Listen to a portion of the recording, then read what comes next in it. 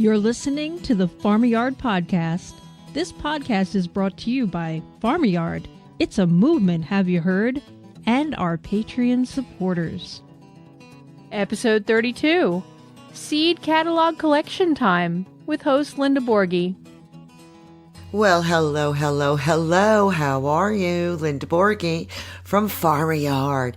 You are just one seed away. And isn't it wonderful that we're going to talk about seed catalogs today? Oh, how much do you love this time of year? Really, how much do you love this time of year? I'm going to be asking you a lot of questions, actually, today. I would love to hear from each and every one of you. I would like for you to tell me, what are your most favorite seed companies and why? Is it because they have a certain variety? Is it because they are a family business? Is it because they have seeds that are organic or biodynamic, GMO free, all that jazz? Do you only grow heirloom seeds? Heirloom meaning they've been grown for at least 50 years? I want to know all about it. I want to know about your seed addiction, because my seed addiction dates way back to when I was in my mid-20s. And my former husband and I bought a house in Bogota, New Jersey. And it was a tiny little footprint of a property.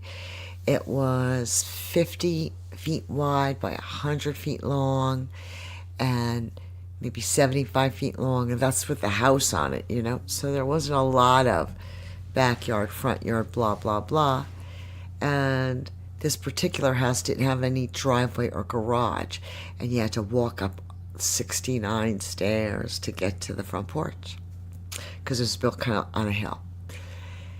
Well, at the time, it was Burpee. Burpee was the big seed company. You got all your seeds from Burpee, Burpee must have thought that I had a palatial mansion because I had every square inch of that property growing. Corn, blueberries.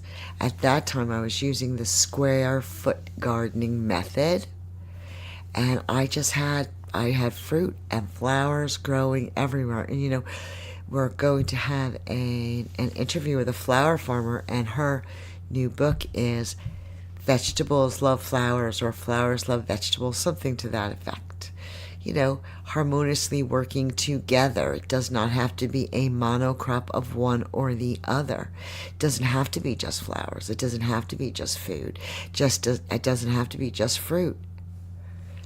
It has to start with the collection of seed catalogs. Now, what I'm going to do for this episode is I'm going to attach a document where you can go right down the list and order paper catalogs for close to, I think it's 35 or 40 different companies. I've been collecting these from different sites,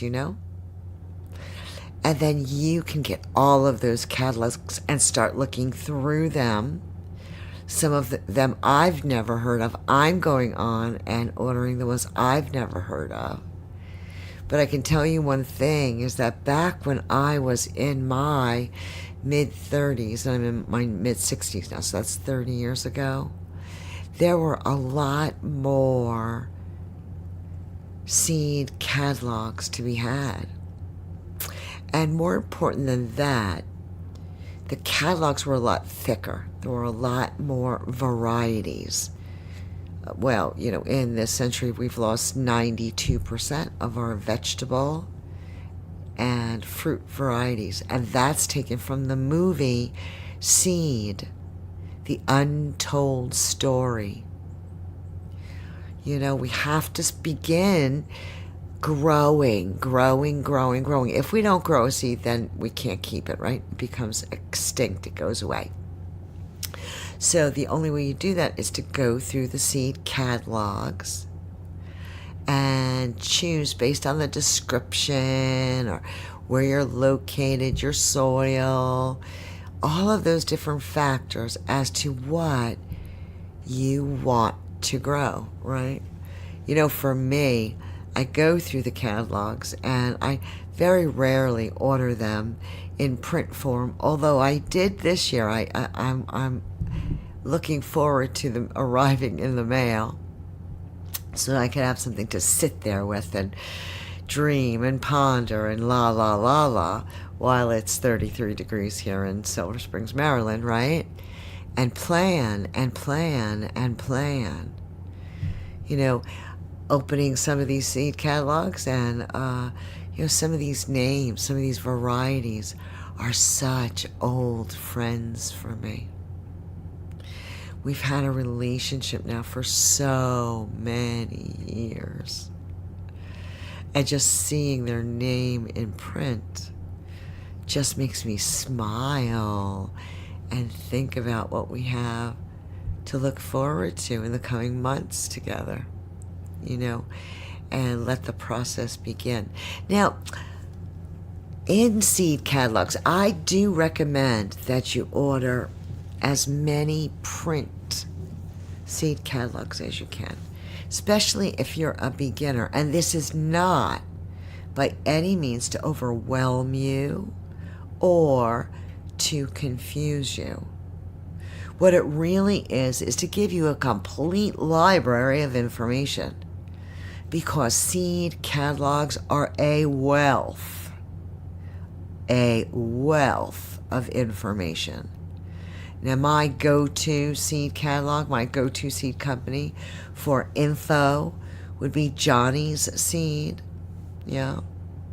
They tell you how many seed for this length furrow and how many for this size bed and what the germination rate is, and on and on and on.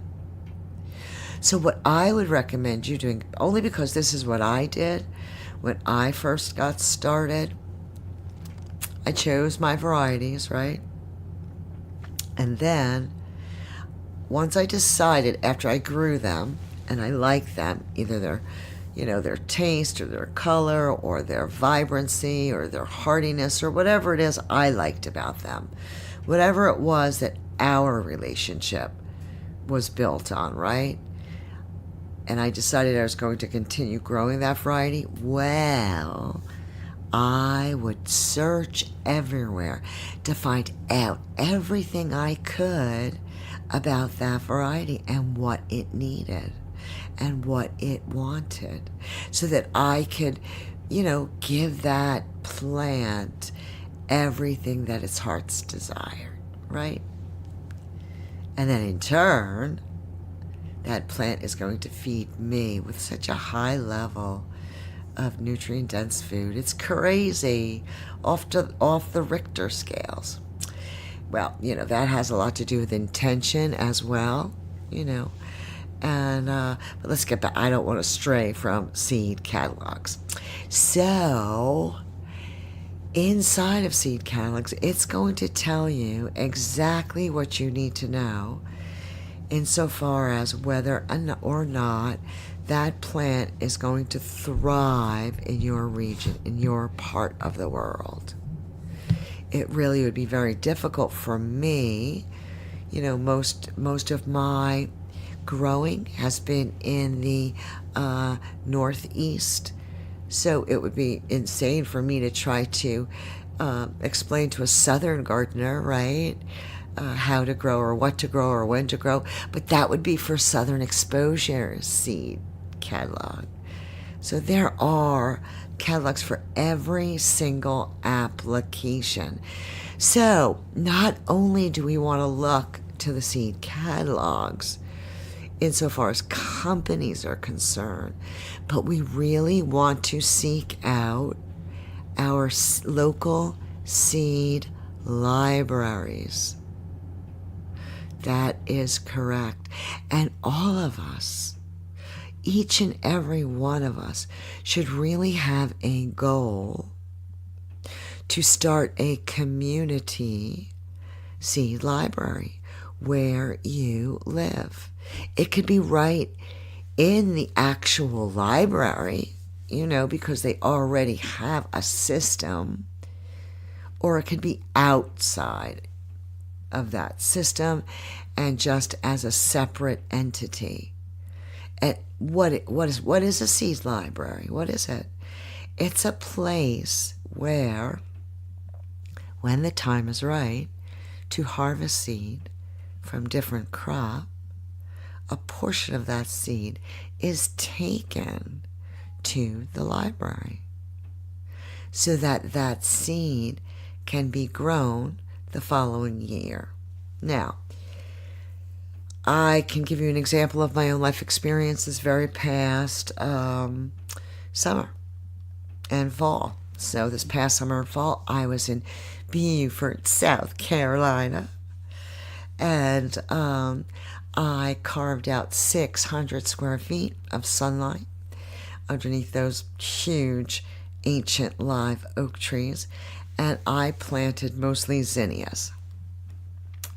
And boy, some of them were just unbelievably outstanding, stupendo, like Miss Willamette. I had a stand of those zinnias that were to die for. So what did I do? I chose the very best one. The very, very best one. The one that I wanted to put in a vase so badly. I wanted to bring it into my bedroom and just have it to stay in suspended animation. That's what I wanted to do. But I didn't. I did not cut that flower.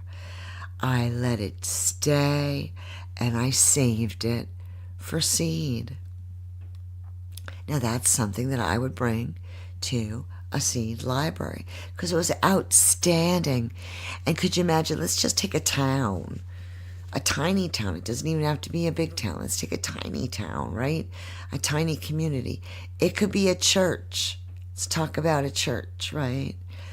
And if everybody at the time of year when you would be harvesting seed, if you would all bring that seed to your church, and it would be, organized in a way in envelopes, and it would go in, into a seed library, right? And then we would be creating our own seed catalogs, and that's what we need to do, and we all need to do it. Remember, right now on this planet, if we turned eating into a collaborative cooperative of gathering seed and harvesting food and sharing, growing and giving, wow, what a different picture that paints, doesn't it? Collaborative, cooperative, community, relationship, connections. Connections on the deepest level, because food is something that we need to live, right? Remember, we all rely on that 6-inch layer of topsoil and the fact that it rains, now don't we? If we all participated in that dance in one way or another, doesn't matter what way that's in it, whether it be a pot of garlic on your kitchen windowsill, or supporting financially the Farmyard movement via Patreon. Everyone can participate. Everyone can participate. And now is the time to do so. But this is the time of year for planning.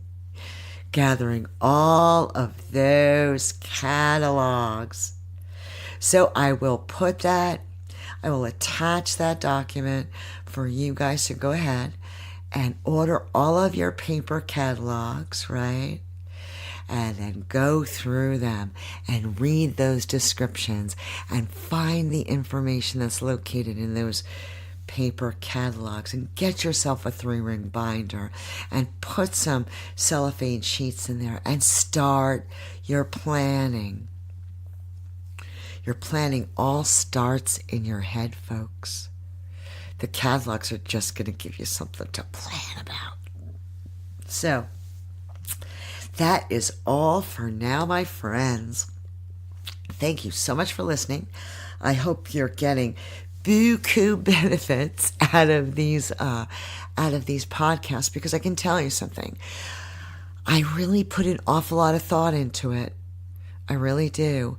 The most important thing that I can do for you is encourage you to take action and to ask questions.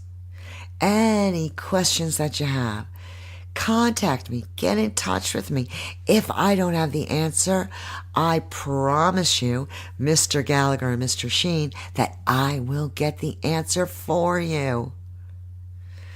There you go. So I will, as usual, thank all of our Patreon supporters, our current people that are pledging for our podcast. Thank you, honey bunches of oats. We, honest to God, could not do it without you. And buku thanks to each and every one of you. I am Linda Borghi, and I am going to sign off for now. I will see you on the flip side. And until then, go farm your yard. This podcast is community supported. We thank everyone for tuning in, and a special thank you goes out to all our Patreon supporters. If you enjoy our content, please subscribe and share.